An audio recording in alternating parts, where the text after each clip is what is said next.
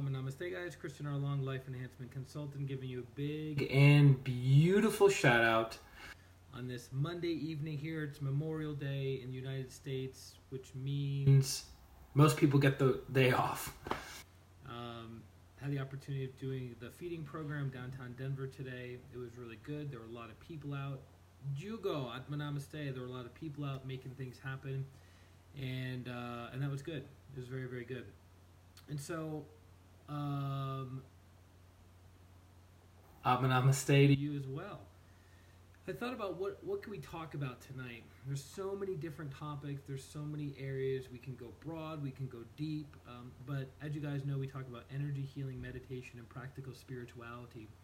And I was thinking to myself, well, a good topic tonight would be the importance, Stephen, Namaste, the importance of having a guru in your life to know God or to realize God. And what do I mean by that?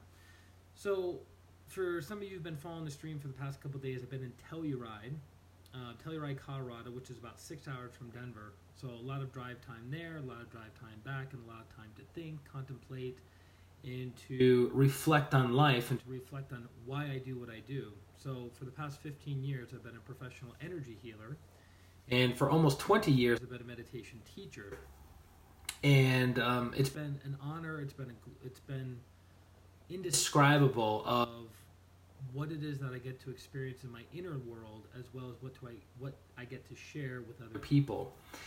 And it was occurring to me in a book that I've rediscovered, Autobiography of Yogi, which is a great, great book. I first read it 15 years ago. Brandy, Namaste. 15 years ago, and this is before I learned pranic healing and before I learned Arhatic Yoga. Divyani, Namaste. And I remember on the book list, Grandmaster Choa Kuk-Sui has a book list for Arhatic Yoga practitioners to read. And there's not that many books on it, maybe 12 or 13 different books. And one of the books at the top of the list is Autobiography of a Yogi. And I remember somebody saying, oh, if you read this book before, and then you'd practice Arhatic Yoga, and then reread the book, you're going to get something entirely different out of it. And I thought, well, maybe. You're reading the book right now. That's funny. I'm thinking to myself, well, it's possible, right? But a year goes by, 5 years goes by, 10 years goes by, 15 years goes by, and now I'm reintroducing myself to the book and to the teachings of Yogananda. And I have to say, it's been a very beautiful, sacred, and humbling experience. And what was very interesting about Yogananda's upbringing as a young man who was who was deeply passionate about knowing God and deeply passionate about self, soul, and God realization, is he had the good fortune, Zenobia, but I'm going to say, the good fortune to be surrounded by many, many saints, all within almost a walking distance in a lot of cases. So he was able to walk or take a short bus ride and meet with these great, great teachers and these great saints, and to ask them questions and to pick their brains and to get their stories of self and soul realization. And I remember one of the teachers that he met with was talking about how in the early years of his training, in his path, he would do his job.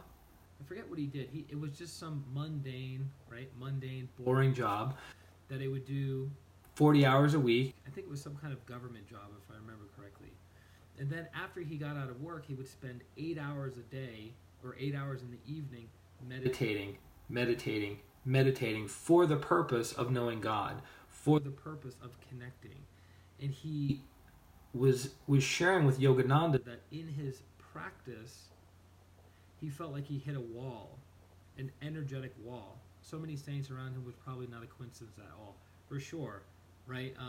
One of the master pranic healers said that the new children that are being born on the planet at this time in history, many of them are very, very advanced. And so we, as pranic healers or Hatha yogis, spiritual practitioners in some school, we are the nannies for the future saints.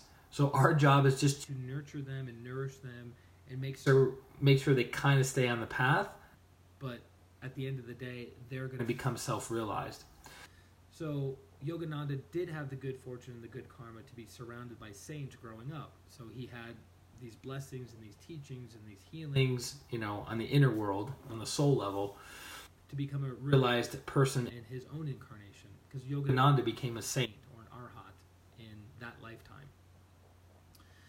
And when he was talking with this saint, he did his 8 hours a day, his 8 hours of meditating in the evening, trying to know God, and he hit that wall, the inner wall, where he felt like he wasn't progressing. He wasn't moving anything forward. And then he happened to come across his spiritual teacher.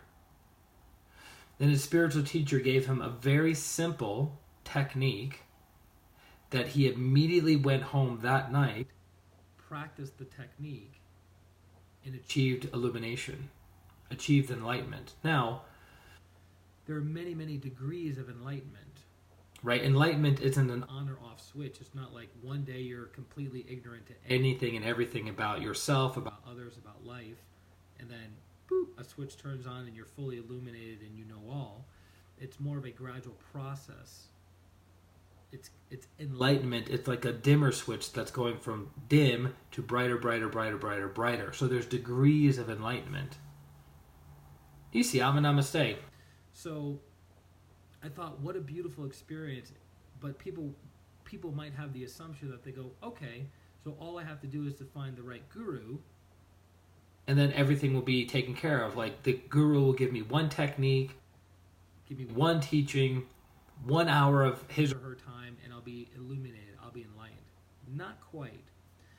There's an old saying that when the student is ready, the teacher will appear. But a more accurate way of saying it is when the student is ready, the right teacher will appear. Meaning, if you're in kindergarten, do you need a college professor to teach you? No. It wouldn't be a compatible fit. But if you're in kindergarten, it would help to have a kindergarten teacher or maybe a first grade teacher. So the teachers that come into your life will be at the level of your practice and the level of your development to take you from where you are to where you want to be. Now, would you say it was a fair assumption that this guy was deeply committed to knowing and experiencing God? Yes.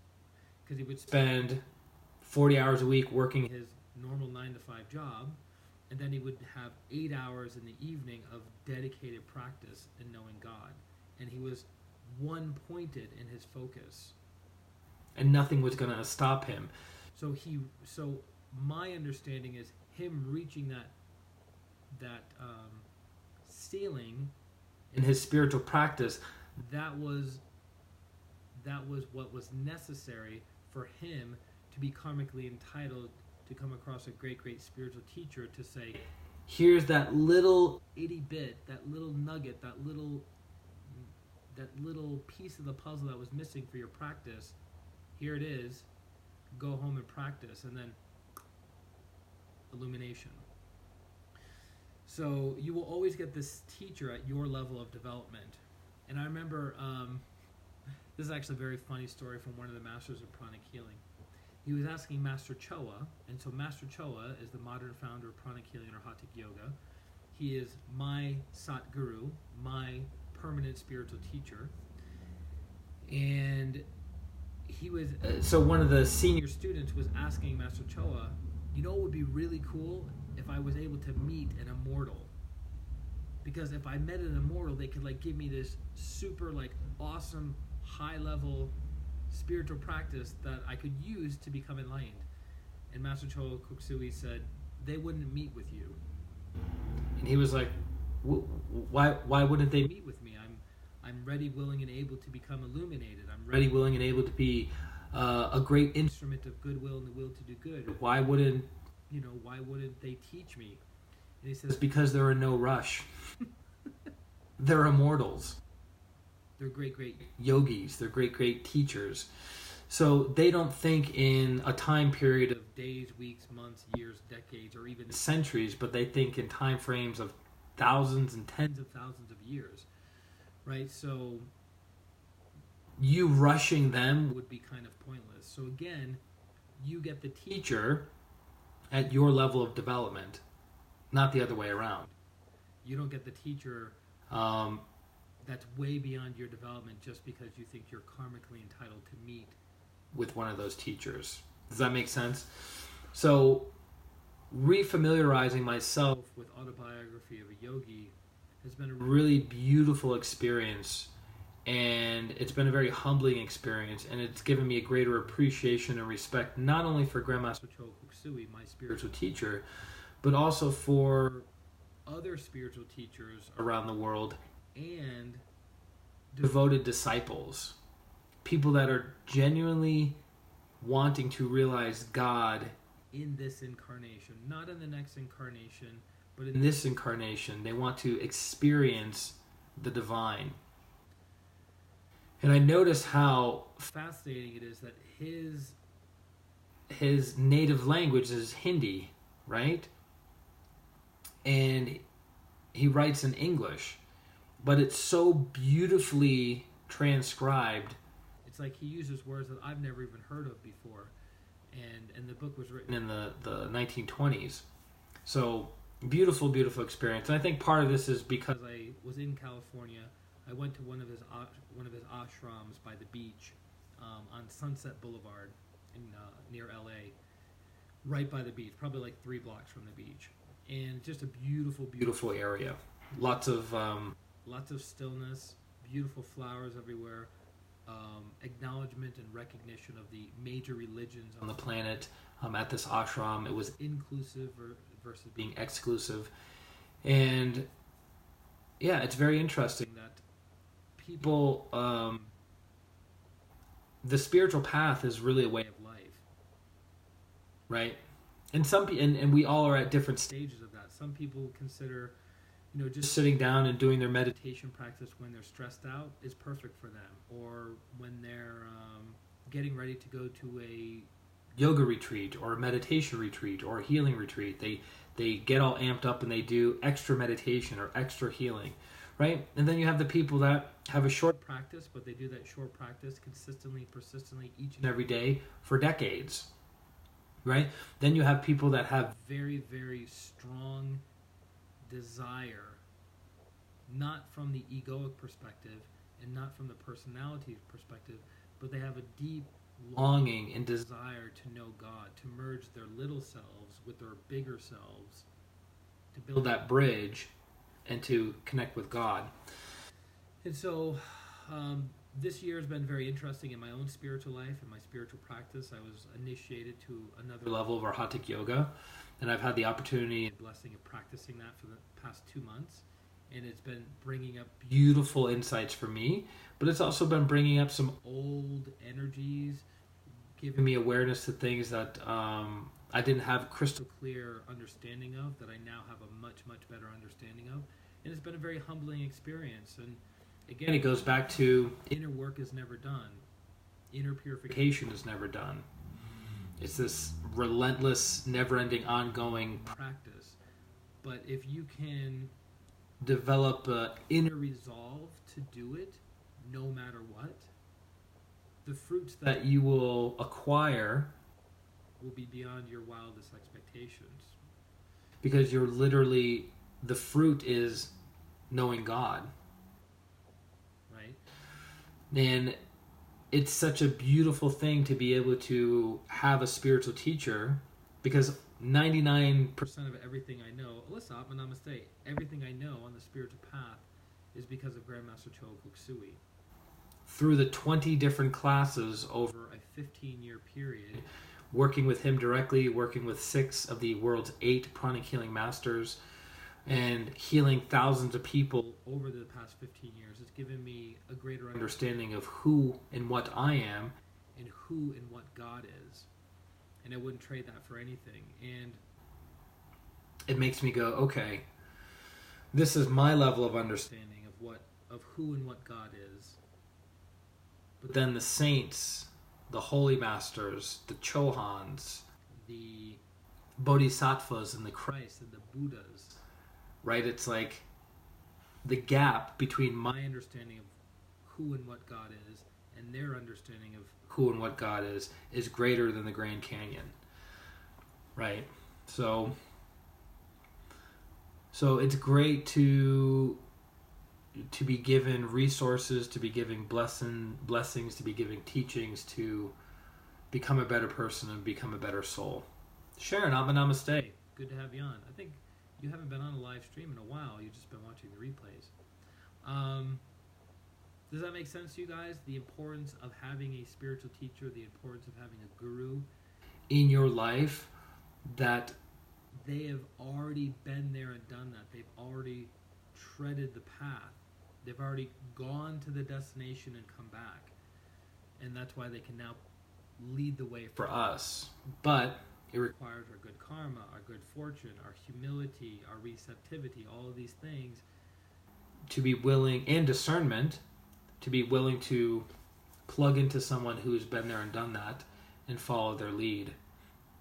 And that's what I really liked about Yogananda, is that there were times that friends of his would recommend certain saints or sages within their community, and he was excited to meet these people, and as he was talking with them, he would ask questions, he would be respectful, he would be polite, but there were times that what that spiritual teacher or guru said was not in alignment with what he knew about life, and he was practicing discernment. There was a level of incongruency. Something wasn't matching up.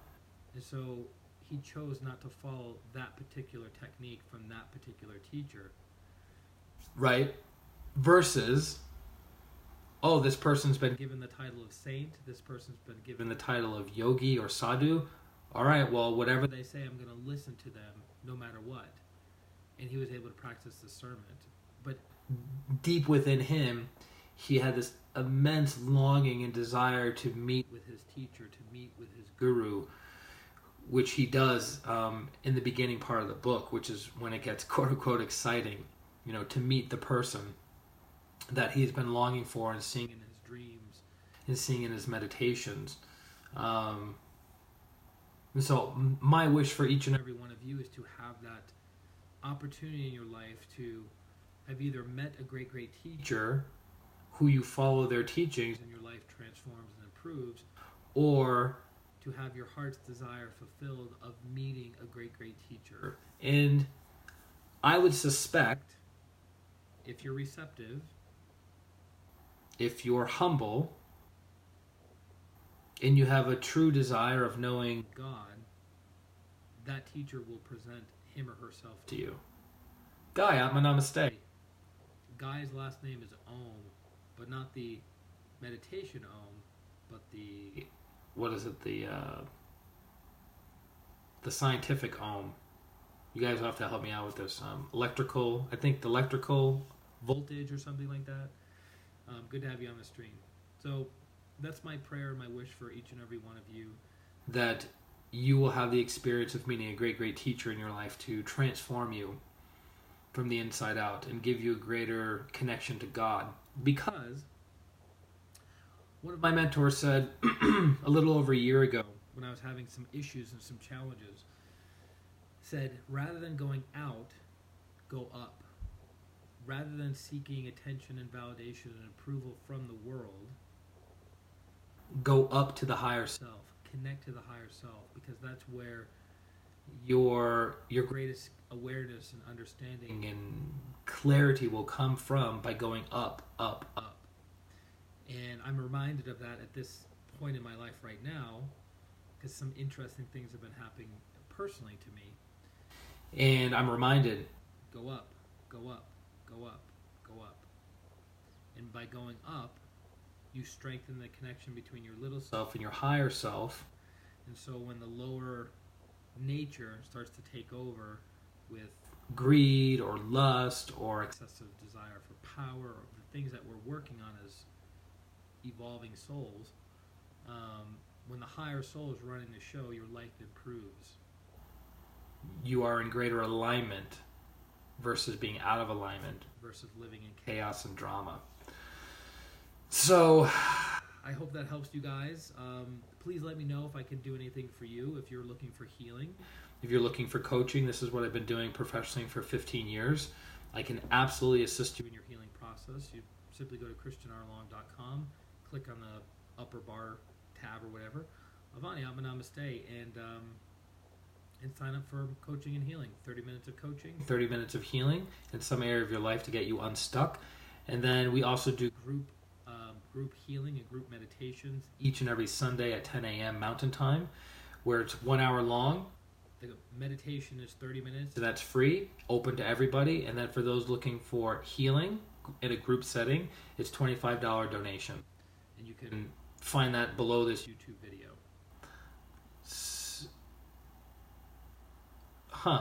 The sound volume in the stream really went up and down constantly. I hope you can find the problem soon, because it would have been such a pity that you always great videos with such beautiful messages have the same technical problem for the rest of the year.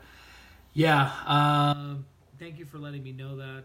It has been normal. I haven't gotten negative feedback from the volume lately, but maybe it's just it got squirrely again and I have to fix it.